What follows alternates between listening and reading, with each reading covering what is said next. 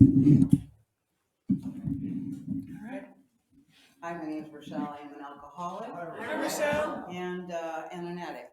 Um, my sober date is November 6th, 2004. I actually came into Alcoholics Anonymous in '01, but I had to change my sobriety date, so I'm sticking with in a row. um, I want to start with saying that, thanks for asking me, Karen. I'm very honored and humbled.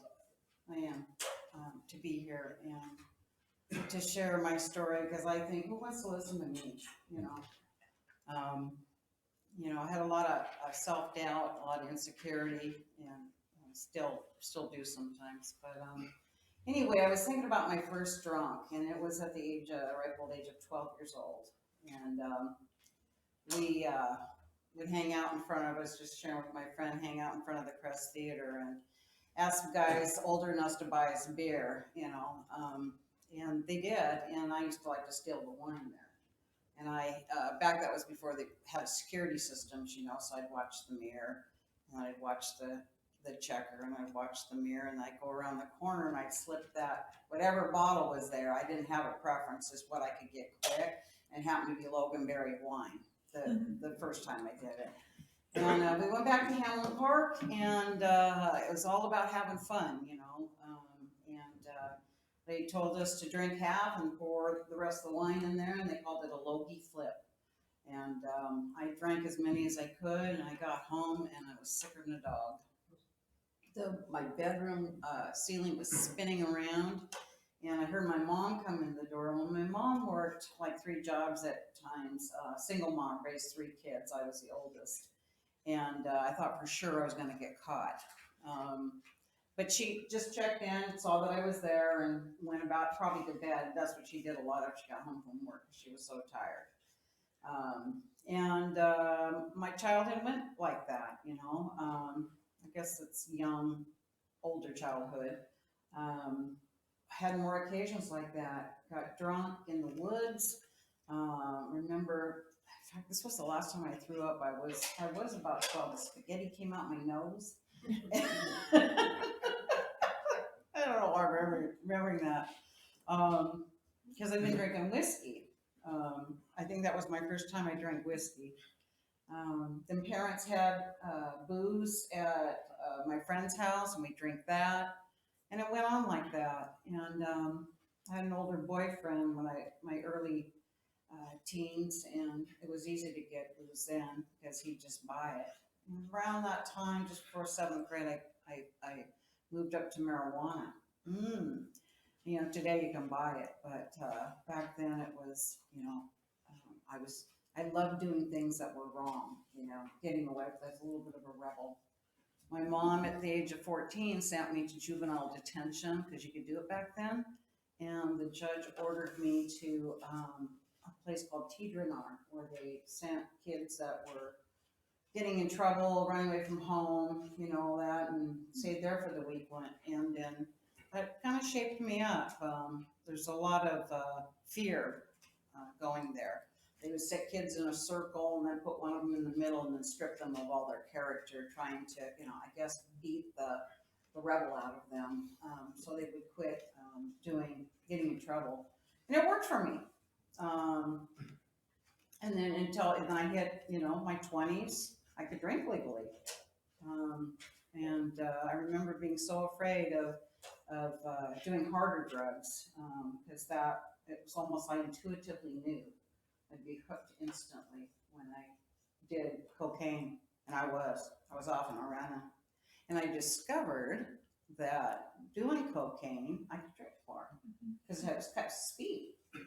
And I had one of those reality checks. It was in Lake City at the Rimrock Cafe or restaurant, and I was writing a check for $2 for a cocktail at 6 a.m.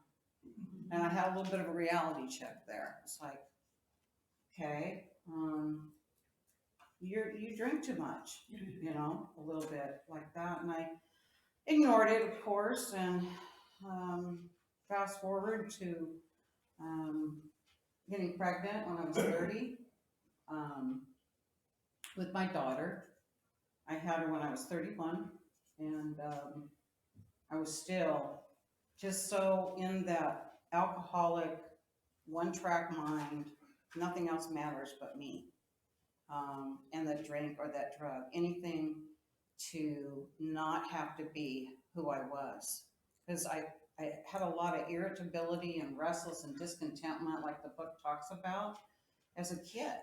And when I got that hold of that alcohol and those drugs, it just took that away. You know, I was invincible, and I hurt a lot of people. I remember, and my mom and my ex-husband, my now ex-husband, were ready for me when I came home after being gone for 4 days. You know, one of those times where I got off work. I worked at Space Needle for almost 20 years, and oh, my mouth's getting dry. I'm nervous. And there was a Counterpoint cocktail lounge. That was before they had booze. They had hard liquor in the taverns. They do that now, but and I would stop there after work. And when I got back after being gone for those 4 days, my mom and ex-husband were waiting for me to take me to treatment. I was exhausted. I had my tuck shirt still on from work. I had blue chalk across the front of it, and I was supposed to be putting on a party for my daughter's 1 year birthday. And I remember feeling so lost, and I was ready. So I thought I was ready to go, and I went to Res 12 for almost 33 days and got out, but never did AA. They introduced me to AA. But I still couldn't admit to my innermost self that I was alcoholic. That took many years later. And I drank again 11 and a half years later, and went for about a year and a half and hit another, what they call bottoms around here. But it was even worse emotionally than it had been the first time. And my doctor told me to go to AA. So that began my journey coming to AA, but I still didn't think I was alcoholic. I listened to, I read, some of the literature. I got a sponsor, but I still had this monster ego that told me that I could do this, on my own. But in AA, I felt a part of something. I felt like I belonged for the first time in my life. I belonged in the sense with you people, that drank like I did, that, had other party favors like I did, and I kept coming back. That's all I did.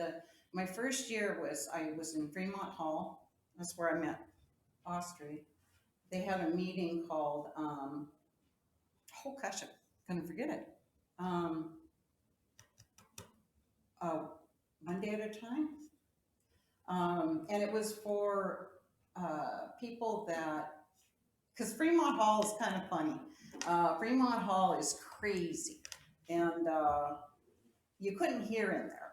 And I mean, it was perfect. It was loud, it was noisy, it was crazy, and that's where my head was at. And they had put together a meeting for old timers, for people that had 20 years or more, and I started going to that. And I started being able to hear, and I started being able to hear that this is this program is about finding a power greater than myself, and that I had a spiritual malady. I had to look that word up. I didn't know what that was, because I was the power greater than myself when I got to AA, and it took years to peel back layers and really get underneath and see who Rachelle is. And without all those drugs, and without all that alcohol, and without all that denial, and I feel so blessed that I am who I am today. And I have to say something about service. I had three different sponsors, and the first one was all about service. So was the second one. The second one was my service sponsor before she became my sponsor. She took me everywhere.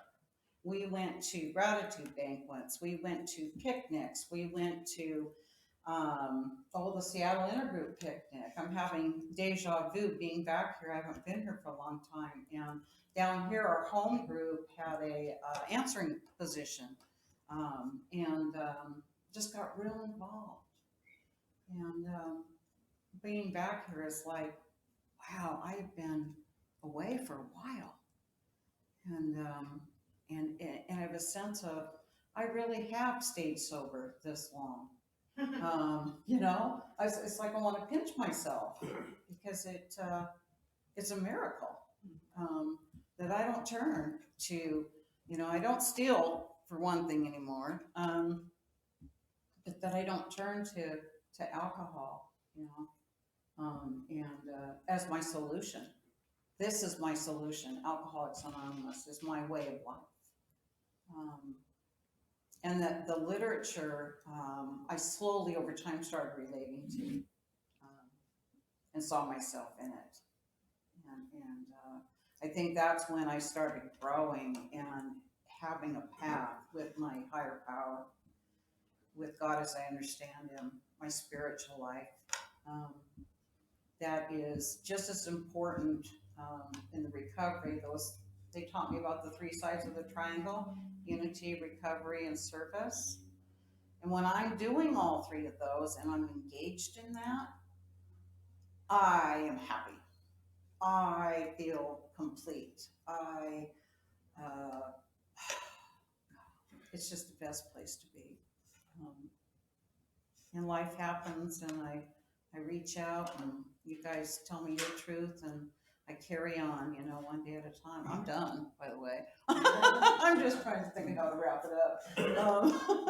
To thank you all for being here, and giving me the opportunity, Lara and Karen, and my friend, for coming down here with me. And that's it. Thanks, Lara.